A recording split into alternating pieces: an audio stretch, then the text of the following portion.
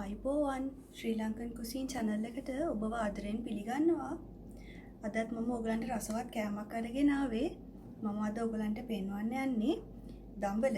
ඒ කියන්නේ ඉංග්‍රීසියෙන් කියන්නේ wing beans. දඹල උපයෝගී කරගෙන රසවත් සලාදයක් එහෙම නැත්නම් දඹල සම්බෝලයක් අපි හදාගන්නේ කොහොමද කියලා.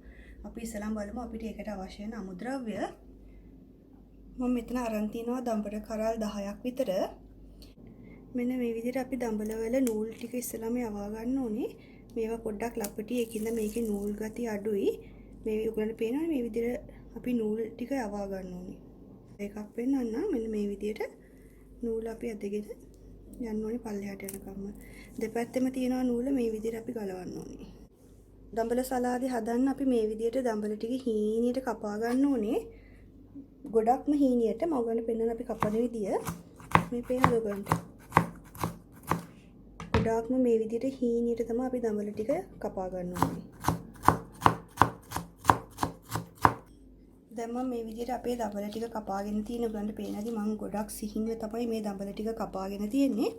අපි දැන් බලමු මේකට අපිට අවශ්‍ය වෙන අනිත් අමුද්‍රව්‍ය මොනවද කියලා.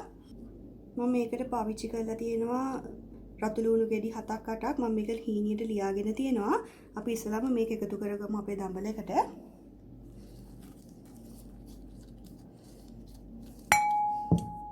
ඒ වගේම මම මෙතන ඔමිරිස් කරල් 2ක් විතර කපාගෙන තියෙනවා හීනියට රවුම් හැඩයට. අපි ඒකත් එකතු කරගමු.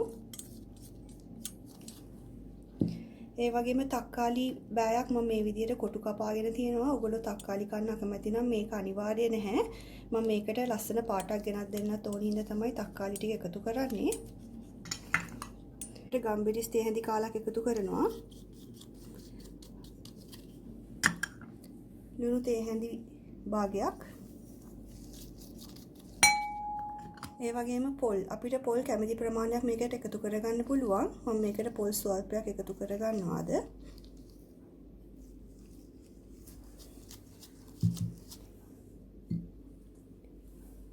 ඒ වගේම අපි මේකට දෙහි ටිකක් මිරික ගමු. දෙහිත් ඔයගලන් ඇඹුල් කන්න කැමති ප්‍රමාණයට මිරික ගන්න පුළුවන්.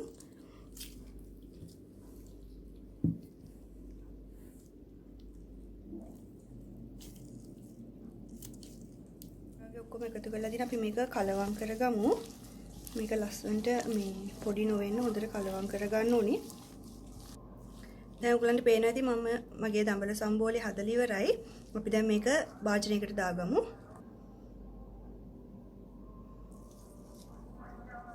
අපි මේ විදිහට මේක මේ භාජනයට එකතු කරගමු. ඉතින් ඔයාලත් මේ විදිහට දඹල සම්බෝලයක් හදලා බලන්නකෝ.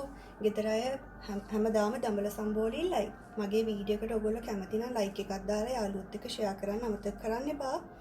මේ වගේ තවත් වීඩියෝ නරඹන්න subscribe button එක press කරලා ඊට යටින් තියෙන bell button එකත් press කරන්න අමතක කරන්න එපා. වගේ තවත් රසවත් කෑමක් එක්ක අපි යලිත් හමු වෙමු. මගේ වීඩියෝ එක නරඹුවාට ඔයගොල්ලෝ හැමෝටම බොහොම ස්තුතියි.